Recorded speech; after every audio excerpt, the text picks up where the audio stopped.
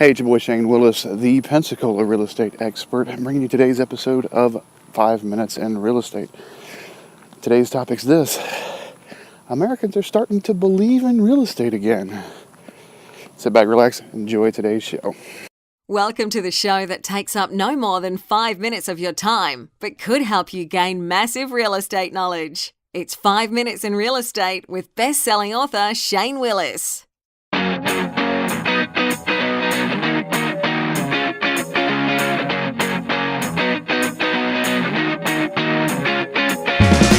All right, so today we're talking about real estate and how the new survey that just came out from Gallup discusses how Americans are back to believing real estate is your best long-term investment. Obviously, this is a different starch. Yeah, it's morning. I need another cup of coffee. It's a starch difference. Everybody knows what I'm trying to say, so I'm not even going to correct myself. Difference than what we were looking at in 2011. 2011 was the bottom. That was when home prices were the lowest. I know I talked about this a few episodes back about how folks are still, even before the crash 2008 to 2011, folks are still using real estate as an investment for college. Let me show why real estate is now for the best long-term wealth if you don't need the cash. If you don't need the cash is key, because it is a hard asset. It's not a liquid asset. But let's give an example. Let's say you have $20,000 and you go and put that in the stock market. And you make, we're going to do easy math, 10%. Okay? So you make 10% on your investment. Well, that means your $20,000 at the end of the year turned into $22,000. And if you made 10%, you made a double-digit return, which a lot of investors... Gotta love it when technology cuts you off mid-sentence. What that sentence was supposed to say was a lot of investment advisors would consider that a solid rate of return. Let's take that same $20,000. We put 10% down on a piece of property.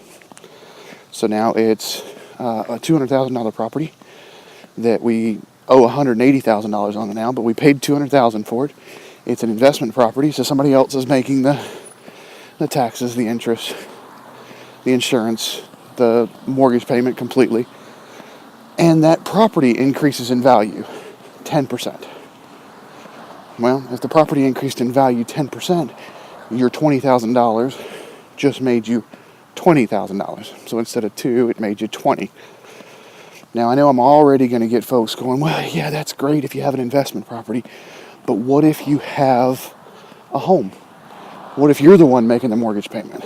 If we take that and we put that side by side with an investment, it doesn't work out as well. Well, actually, it kind of does, because I still increase value 20%, or $20,000 in this section, not 20%, excuse me, $20,000 in this example. But I also... You're using other people's money because you're able to leverage on real estate, which you can't do in the stock market. You're going to see a much, much better rate of return. I'm going to start showing you, if you're subscribed to our emails, I'm going to send you links to the polls, links to what Americans are believing. We're almost up to a third of Americans believing this is the best long term. With, stocks and bonds, CDs, cash. Cash is actually the second, because people are still looking for safety and security. Anyways, that's all I got for you today. Make sure if you have not subscribed to get those emails I'm talking about, you visit 5minutesinrealestate.com. It's all spelled out, F-I-V-E, minutes in realestate.com. Also, make sure you get yourself over to iTunes and subscribe to the podcast so you get these every single...